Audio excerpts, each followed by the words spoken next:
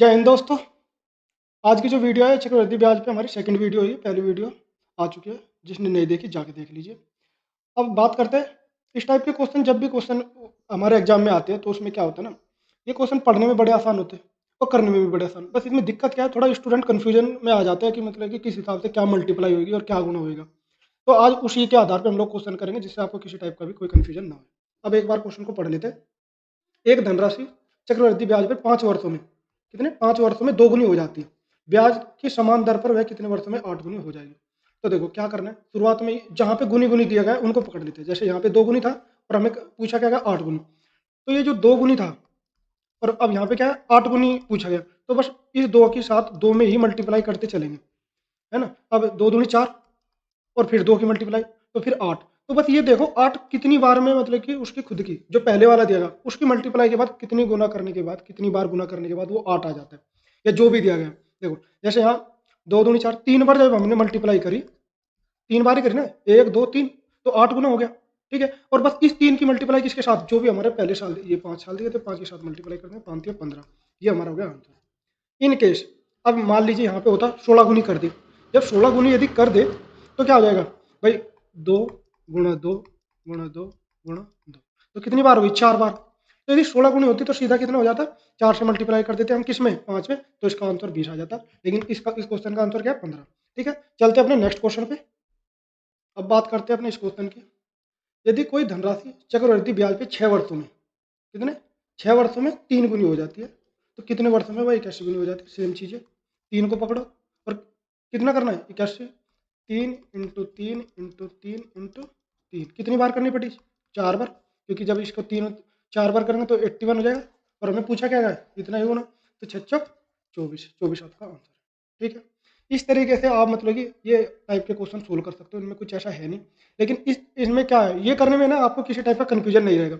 बाकी तो करने के और भी तरीके हैं। भाई बताता है कि जितनी बार उसका क्यूब चढ़ेगा या वो पावर चढ़ती चली जाएगी। जैसे देखो 3 की पावर कितनी बार, यदि एक चीज़ कुछ स्टूडेंट है जो थोड़ा चीज़ों को अच्छे से समझते हैं मान लीजिए, तो वे क्या कर सकते हैं, 3 की पावर भी कर सकते हैं कि 3 की पावर चढ़ा ली 4 बार तो 81 आ जाएगा। तो ये चीज़ें इसके साथ क्या, जो भी पावर में आया हमारा उसको हम मल्टीप्लाई कर देंगे। तो इस तरीके से हमारा ऐसे भी कर सकते हैं, आप चाहो तो ऐसे भी कर सकते हैं। इसमें आपको बहुत ज़्यादा मतलब कि ज्ञान होने की जरूरत नहीं है। यदि आपको कम मैथ भी आता है तब भी आप इस तरीके से कर ले जाओगे।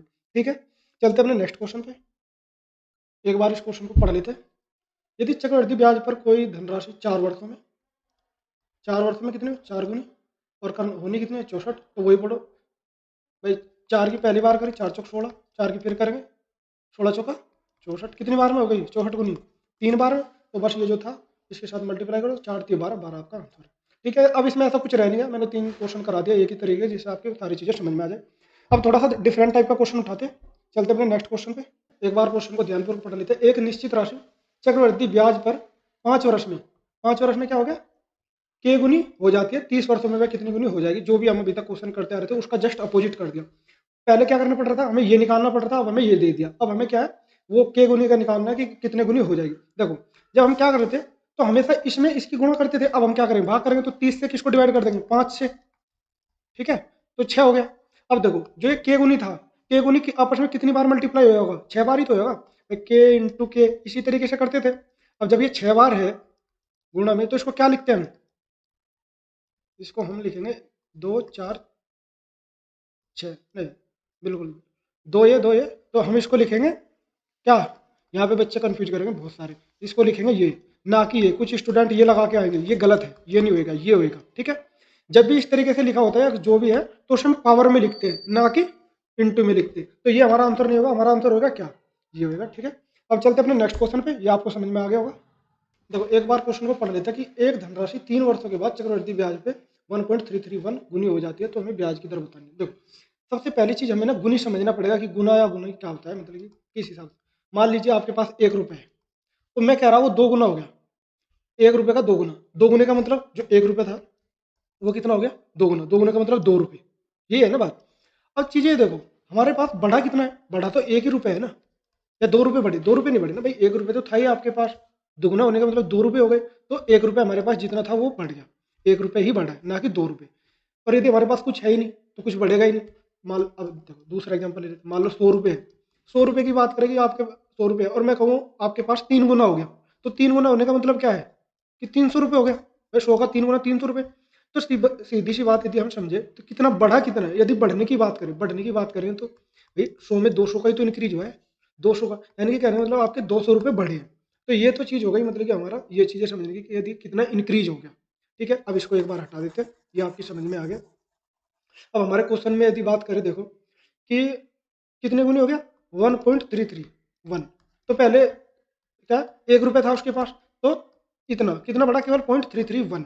ये हो गई चीज़ें एक, है ना। ये हमें निकालना है कि ये किस रेट के हिसाब से हमारा लगा है कि 1 रुपये के बाद इतना बढ़ जाए। या कहीं एक चीज़ और देख लो, कई बार हम लोग क्या करते हैं, यदि हमें अच्छे से क्यूब याद है, जैसे कि आप देखोगे ना कि 11 का क्यूब क्या होता है, 11 का क्यूब क्या होता है, क्योंकि 3 साल, क्यों क्योंकि 3 साल की बात करी तो 1 पॉइंट, यही आ जाएगा ना, ये 1 मिनट, ये 3 नहीं है, ये 1 होएगा, है ना। तो ये 11 का क्यूब है, 11 का क्यूब है, तो हमें समझ में आ गया कि इसमें जो रेट लगा है वो 10% का लगा है, बस यहाँ से हमारा आंसर आ जाएगा। ये चीज़ हमें समझ में आ जाएगी। कई बार एक चीज़ देखो, मान लो 1 रुपये है आपके पास, और उसे हम 10% के हिसाब से बढ़ा लें, तो पहले साल हमारा कितना हो जाएगा, 1 पॉइंट ये हो जाएगा। दूसरे साल यदि हम सिंपल ही माने तो हर बार 10-10 पैसे बढ़ेगा, तो हमारा 1.30, तो यानी कि 30 पैसे तो ऐसे ही बढ़ रहे हैं, और यहाँ पे 33 पैसे। तो आप सिंपल इंटरेस्ट के हिसाब से भी जाके चेक कर सकते हो कि आपका आंसर लगभग कितने के आसपास। ऑप्शन इतने दूर दूर होंगे कि आप कर ले जाओगे।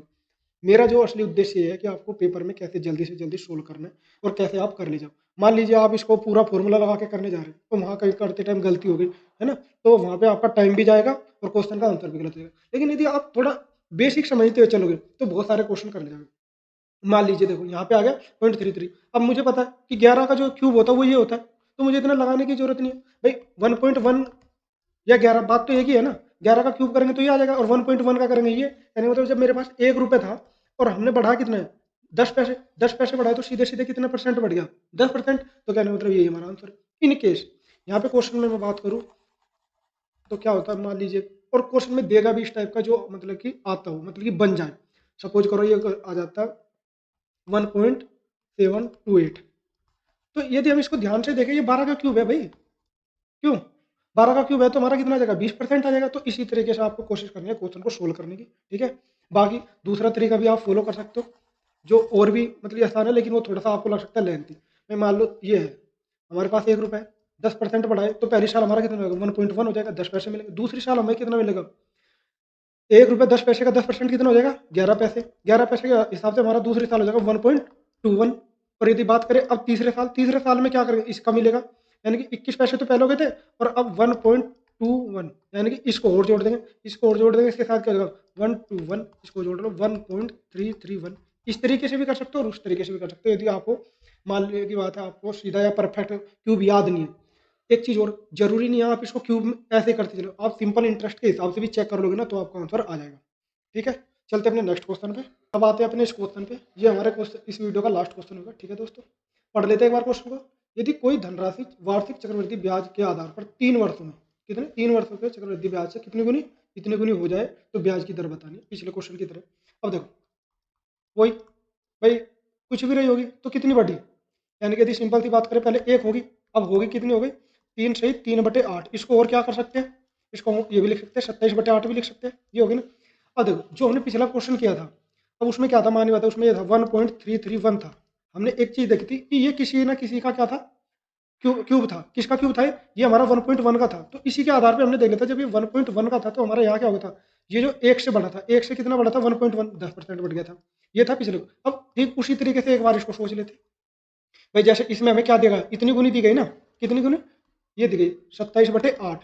27/8 को ये क्या है, ये क्यूब है किसका, किसी ना किसी का क्यूब है। एक बार अलग अलग देख लेते हैं, यदि बात करें देखो ये किसका क्यूब है, 27, 3 का, और ये किसका है, 2 का, तो ये आ गया, यानी कि 1.5 आ गया हमारा। ठीक है, अब ये 1.5 किसका है, 1 से ही तो है। तो यही से हमें समझ में आ गया कि 1.5 गुना 1.5 बढ़ा, 1 से 1.5 बढ़ने के पीछे का कारण क्या है कि कम 50% बढ़ा गया है, तभी तो आंसर है। यही हमारा आंसर, ये देख लीजिए भाई, देखो भाई 1 से 1.5 हो गया, 1 से 1.5 होने के पीछे का मतलब क्या है कि हमें 50% बढ़ाना पड़ेगा। ठीक है, तो हमारा यहीं पे आंसर, एक तरीका तो हो गया ये। ठीक है, यदि आप अब इस तरीके से ना करके, वैसे तो ये भी आसान है, ये सबसे आसान कह सकते हो, लेकिन कई बार क्या होता है हम लोग परफेक्ट क्यूब या मतलब कि क्यूब रूट नहीं कर पाते। इन केस नहीं कर पाए तो हम दूसरा तरीका भी फॉलो कर सकते हैं। देखिए मान लीजिए मैं मान लूँ, देखो 1 रुपये भी मान सकता हूँ, 100 भी मान सकता हूँ और 1000 भी मान सकता हूँ, ये डिपेंड करता है हम किसके साथ कंपेयर करते हैं। अब मेरे साथ क्या है, मैं तो तीनों के साथ कंपेयर कर सकता हूँ, लेकिन कुछ स्टूडेंट है कि नहीं मैं तो एक के साथ नहीं हो सकता। तो पहले हम ये देखें ये हमारा कितना हो गया, ये हमारा यदि इसको हम सिंपल सिंपल कर लेते हैं, ये हमारा हो जाएगा भाई 8 के 24 3, फिर 8 3 7 5, जब हम इससे इसको काटते हैं तो हमारा इतना हो जाता है। पहले था हमारा कितना 1, अब हमारा पहुंच गया इतने पे। देखो अब चाहे तो 1 ले लो, 1 ले लोगे तो 0.3 में आएगा, और यदि आप 1 नहीं ले लो तो इसको हम 33 तो कुछ मान लेते, तो 1000 रुपये मान, ठीक है। मान लो 1000 रुपये का हम 50% बढ़ाए, 1000 रुपये का 50% बढ़ेगा तो कितना, 50% 500 है, हमारा हो गया 1500 रुपये। ये तो हो गया हमारा पहले मतलब पहले साल के अंदर। अब दूसरे साल में भी तो हम 50% ही बढ़ाएंगे, और 50% किसका बढ़ाएंगे, इसका बढ़ाएंगे तो 750 और जुड़ जाएगा, ठीक है। तो हमारा हो गया ये 2250।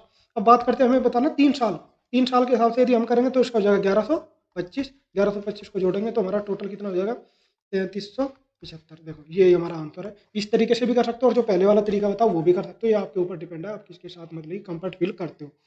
वैसे तो मेरा तो मानना ये है कि यदि आपको थोड़ा क्यूब के साथ थोड़ा सा अच्छे से संबंध है तो आप बड़ी आसानी से क्यूब के साथ कर लो, देखते ही आंसर भी लगा सकते हो। ऑप्शन भी इतने दूर दूर होते हैं, यदि आप सिंपल इंटरेस्ट के हिसाब से भी, तीसरा तरीका ये है कि आप सिंपल इंटरेस्ट के हिसाब से आप एक बार चेक कर लो ऑप्शन कि क्लोज किसके पास जा रहा, तो वो भी कर सकते हो। ठीक है दोस्तों, थैंक यू। और यदि वीडियो आपको समझ में आ रही है, अच्छा लग रहा है पढ़ा हुआ, तो लाइक करो, कमेंट करो, सब्सक्राइब करो। थैंक यू दोस्तों। ओके, मिलते हैं नेक्स्ट वीडियो में।